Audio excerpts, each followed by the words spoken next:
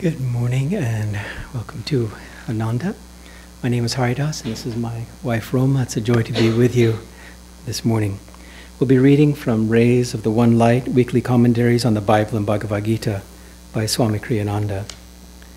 And the title this week is The Law of Karma, Bondage or Soul Release. Truth is one and eternal. Realize oneness with it in your deathless self within. The following commentary is based on the teachings of Paramahansa Yogananda.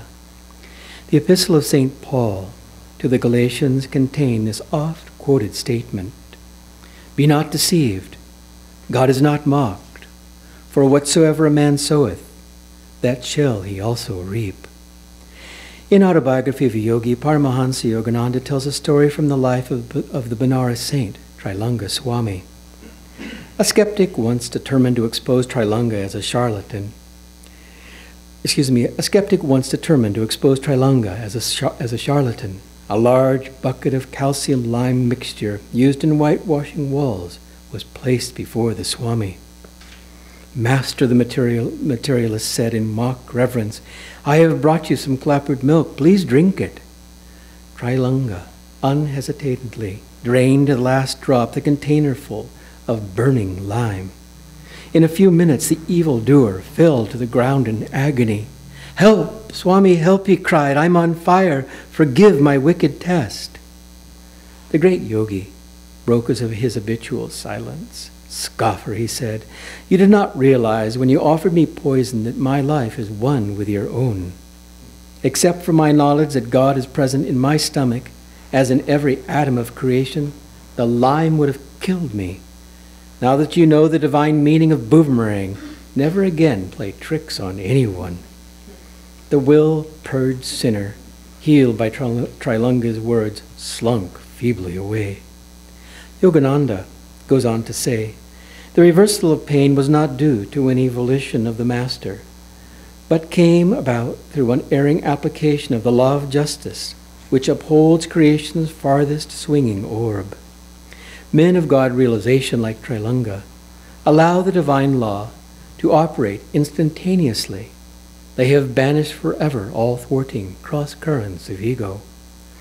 Not by reason alone, but by self-realization are the ins and outs of destiny fully understood. Their web, though tied forever to the post of ego motivation, is too intricate to be perceived as a single thread. Only great masters can see it with clarity. It is visible to them in all its workings, not from within the tangible, but from above in superconsciousness. As Sri Krishna said in the 4th chapter of the Bhagavad Gita, "He who beholds in action, and action in inaction, is wise among men. He is one with the Spirit. He has attained the true goal of action, perfect freedom." Thus, through Holy Scripture, God has spoken to mankind. Om, Om, Om.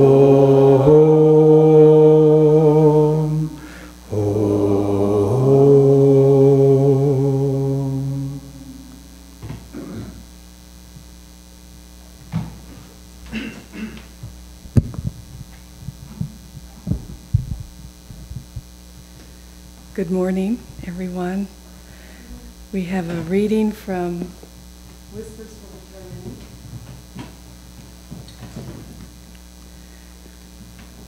This is called Wherever We Go. Whether in Himalayan caves or crowded subway, whether in the concrete jungle of modern life, or in a simple village in Hindustan, wherever we go, teach us to seek Thee out in all Thy secret nooks, east, west, north, south, everywhere.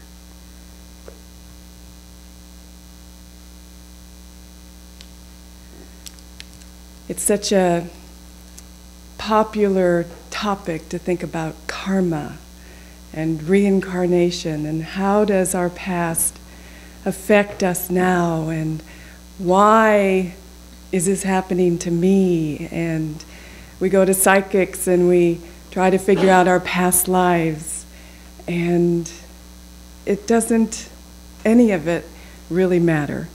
The whys of our karma, the whys of our past lives, the whys of our past actions don't matter. What matters is the what. What are we going to do about it? We can spend a lot of time wondering and wishing it were different, and if only, and oh my gosh, and my parents, if only, and if only I'd had this, and if only I'd had that opportunity, and on and on and on. It's my karma. Well, it is our karma, and we created it. And isn't that wonderful? Because the joy of it is that we can uncreate it. And how? How? How can we do that? By being in the moment, by being in this moment, by being present now, by understanding that this moment is all we have, this moment. And when we can go deep into this moment, then all the moments that follow will be beautiful. And all the moments that follow will be just as we want them to be. The trick is to do it with God. We can't do it alone. We've made a big jumble of our lives up to this point alone, thinking that we need to be creative, we need to do it our way, we need to express ourselves, we need to have it the way we want it, our success, our success. But when we give our lives over to God and allow Him to work through us and to channel His love, His creativity, His wisdom, and His will for us in this world, when we give our lives over to God, everything in the future will improve. Everything. Sri Yukteswar told us. He said, if you are making the right spiritual effort now, everything in the future will improve. And so we come to this life and we should be happy with what we have. Even if it seems hard, even if it's difficult, even if we get the short end of the stick, even if we just think it's not fair. It's all fair, but we should be happy because Yogananda said, when you're happy in the moment, you have God. And that's the moment that we're talking about. We have God right now. If we're happy and we open up and we receive that blessing that is ours for the taking. It's ours for the taking, that blessing of this life and this moment. Don't worry so much about how we came to this point. It's fruitless, really. What we have now, what Yogananda and these great masters and other great masters and God-realized souls have brought us the wisdom to show us the way through deep meditation, through communion with God, through letting go of expectations and attachments and desires, letting go, clinging to God. In deep meditation, Kriya Yoga. There's a chapter in the autobiography of a yogi just titled Kriya Yoga. That's the chapter we should read over and over and over. And I have read it over and over and over. And last night I was reading it again, and it said, every single spiritual effort that we make through our practice of Kriya in this life, every single moment that we are practicing Kriya and seeking God in this life, when we die and we come back into the next life, we start off right where we left off. Isn't that wonderful? We don't have to go back to the starting point. We get to start off right where we left off. And he said, when you are born again into this new life, that you will be supported in your spiritual life, and all of the things that you need will be granted to you so that you can find God, and that is the purpose of the Guru. The Guru's job is to help us to find God. You know, Swamiji Kriyananda, we've all been thinking about him in this past week. He's been quite ill. And last night when I was preparing for Sunday service, he's in Pune, India, very seriously ill. And it's a happy ending, but this past week we didn't know if he was going to make it. It was very, very touch and go. And so he had his support team had to decide whether to take him to the hospital or not. He was going to have to be put on dialysis. Well, Swami has made it very clear he wants no support in the hospital at the end of his life. He just wants to just go. You know how it is. We all just want to go. Swami really probably just wants to go. And so he was taken to the hospital, and remarkable doctors have really helped him a lot, and so he's much better this morning. But last night when I was thinking about him, I didn't know he was much better, and I still knew it was touch and go. And so I started reading the path, and I just started leaping through the path. And I came to the chapter, which I often do because it keeps me close to Swamiji. It's a story of his life. It's called The New Path. It's a story of his life, but it's all of our stories. There's such an affinity for each one of our souls if we can really meditate on that book. And so I was leafing through the chapters, and I came to the chapter of the neophyte. The neophyte. When Swamiji first came to the ashram at Mount Washington, he was a new disciple. He was so young, in his early 20s, and he went there, and everything was magical. Everything. And the other brothers were loving, and they took him around, and they told him so many things that were way over his head spiritually. He didn't know spiritual eye, karma, reincarnation, kriya, the spine, chakras. He had heard none of it. He had barely heard of the word guru, although he had one now. And so he was just open and just thrilled to be there. And in that chapter, it's so sweet because Master took a very special interest in this new disciple, very special interest. And right away, he'd only been there 2 weeks, and he invited him out to the desert where he was doing his writing. And he and Norman were invited out to be close to the Guru. Master wanted him to be close to him. And he had them build a swimming pool. Master never swam in the swimming pool, but he had him build it. And they were digging the hole for the swimming pool and taking the sand out and putting it around and making these huge mounds of sand. And Master came out and told them to level the sands. We know the story. To level with 2x4s those mounds of sand. And finally, Swami just laughed and said, okay, I get it. I get it. You know, we just have to be happy. We can't complain. This is just like one more time and one more time. They did 10, 15 mounds of sand. Okay, I get it, Uncle. And he started laughing. And that's our life, Uncle. You know, we're just saying, Uncle, I can't do this anymore. This is unfair. Well, it's not unfair. What's unfair is that we don't have the right attitude. When we have that attitude of acceptance and open receptivity to what God is giving us in this moment, everything becomes beautiful and we understand. What's the most important thing? You know, in Conversations for Yogananda, which is another beautiful book, Swamiji was talking to this disciple. And Master had just told them this story, and he was speaking very fast, and his Bengali accent was kind of confusing, and it's filled with joy when he was telling this story. It's about running after dogs at Ranchi school and putting them in bags. It was kind of an odd story.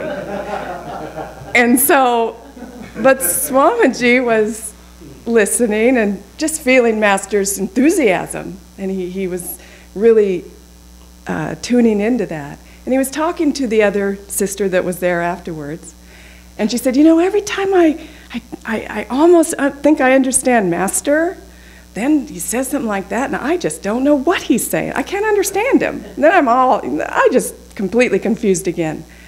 You know what Swami said to her? It's so beautiful. He said, I don't try to understand Master. I don't think he said this out loud. I think he said it to himself because he didn't want to be rude. But he said, I don't want to understand Master. I want to be in tune with Master. I want that attunement. And so whatever Master does outwardly, what I don't understand, I don't care. But I want to be in tune with that vast consciousness of love, which is behind the Master, which created the Master. I want to be in tune with the spirituality beneath it all. I don't care if I mentally, intellectually understand. And that's how we should approach our tests. We don't need to mentally, intellectually understand every nuance of our life. We just don't. You know, there's such a vast amount of love to be ours if we can open up to that. When Yogananda had Kriyananda out at the desert, he was sleeping one night. There, the little monk's quarters was about 5 miles away from where Master was staying. And Swamiji was sleeping one night, and all of a sudden he woke up. It was 2 in the morning. He felt this presence of God. He said it was so tangible he could touch it. Presence of God in his room. You imagine, you know, we read these things and we just read it and say, oh, that's nice, but just put yourself in his place. He's sleeping deeply. He wakes up. He feels the presence of God as love. Oh, it's just thrilling when you think about it. So he got out of bed and he looked out the window and he saw Master walking very slowly past his window. Very slowly, 2 in the morning, just walking past his window. It's wonderful. He was so moved that he ran out and he went out and touched Master's feet. And later on, when he was with Master, Master held his hands, and Swamiji was thinking to himself, I'm so lucky to have you as my guru. I'm so lucky to be here. Master grabbed his hands and said, just a bulge of the ocean. Just a bulge of the ocean. And that ocean of bliss, that ocean of love that is behind everything, and that is our destiny, to really know that we are part of that love. We too are just bulges of the ocean. But if we can go deep into meditation, we can go deep into the inner realms of our consciousness and forget this world and the pulls that it has on us and be pulled by God, you will see that your whole life will open up. Later on, Kriyananda was out of SRF, and he didn't know what to do. It was a terrible test for him. More than terrible, it was devastating. And he didn't even want to go on because he thought he had disappointed his guru. And so he just didn't know what to do. When he had been in SRF, he used to chant a lot and play a lot of music. One time, there was a monk that came to Ananda to visit, and he was the monk that put together the book Cosmic Chants. And he did a satsang for our community, and somebody asked him a question. What was it like when Swami was there? What was it like? Because he had been there when Swami was there. He said there was so much music. Everybody always chanted. There was music coming from the temple. Everybody was singing. Swami was recording Master's chants. There was music. He said when Swami left, it was pretty quiet. And so Swami has this music inside of him. Wherever he goes, he has this vibration of beautiful spiritual music. He's a song.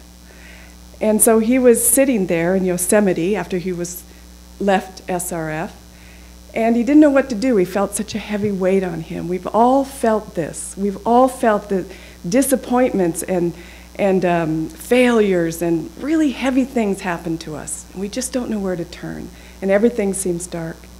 And so he just prayed to Master, what am I going to do? What am I going to do? And so he just got the inspiration to start writing music, to start writing songs. And he started writing these beautiful songs, beautiful, beautiful songs that have lasted all these years to bring inspiration to people. Today, that song you all sang was so beautiful. And it's not even the listening of the song, it's the singing of the song. It changes your vibration when you sing this music. Spiritual vibration poured through Swami, and music came out into the world. He wanted to give up, but he didn't. What did he do? He held on to his guru's feet during that terrible test. And soon the guru led him to where he is now. All of that was all for us, really. And each one of our lives, when we experience things in our lives that are beyond understanding, beyond what we can figure out, if we can go inside and cling to the guru's feet, cling to God, and just say, guide me, tell me what to do. You won't understand. I'm sure Swami didn't think, okay, if I write this song, my life is going to be better. I can just see it. You know, it's just, it was just so obscure. You know, just sing this song, write this song. But it led one thing to the other, step by step, step by step, step by step. And he never, ever gave up his attunement to the Guru, even through the darkest times. And that's with each one of us, how we need to approach our lives. That's how we need to approach our lives. Whatever happens to us, what comes of itself, let it come. And it doesn't, don't be so concerned about why it's happening. Just cling to God and say, what do you want me to do, Lord? Oftentimes, it's not even related to the problem. Oftentimes, it seems like way out in left field. If you get that inner guidance, go for it. That's God talking to you. That's your intuition. Forget the world. The world is going to lead you astray, guaranteed.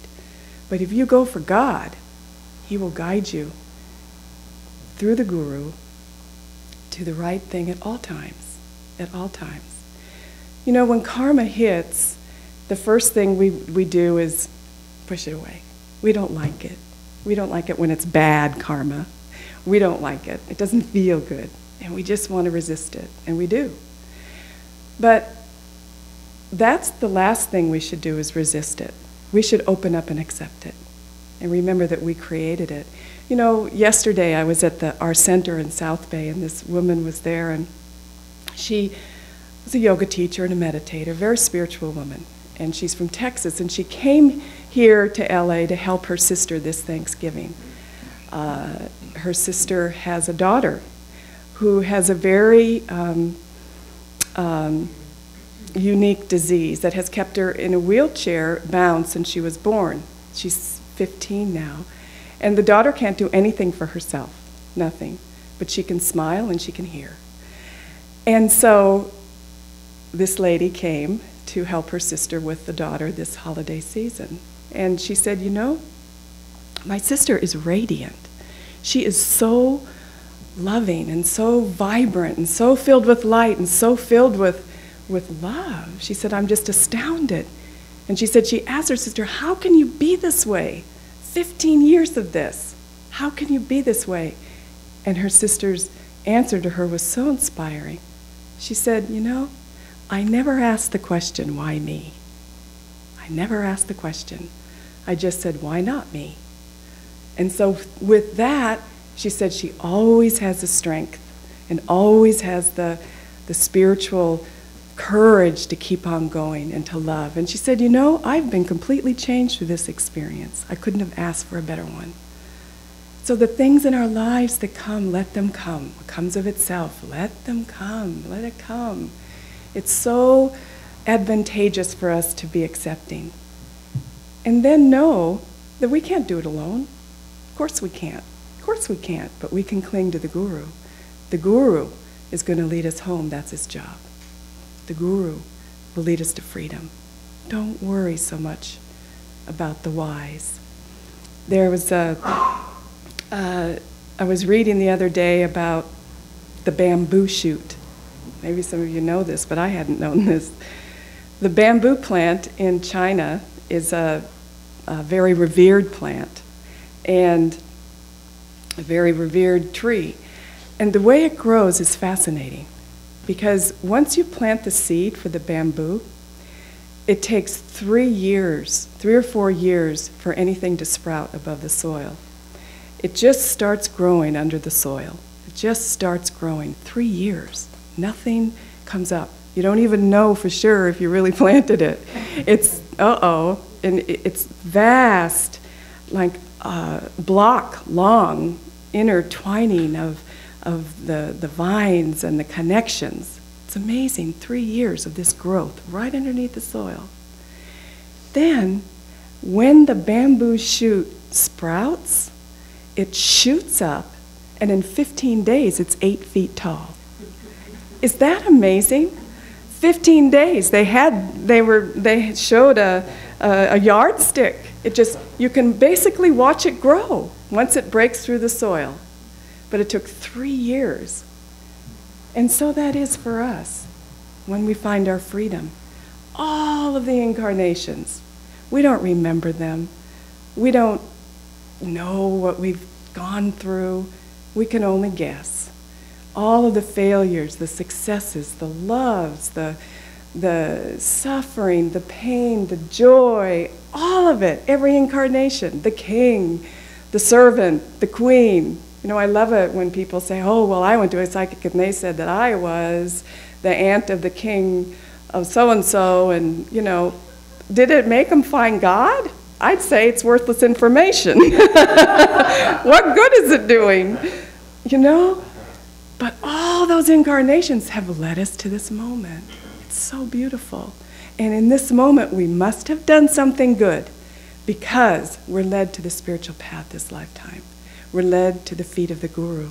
We're led to these teachings. We're led to the support system of our Guru Bhais. We're led to everything that we need to find God and to shoot up in a very short time to find our freedom in this life. Don't just put it off. Master said if you don't make it this time, it's 1 or 2 more lifetimes.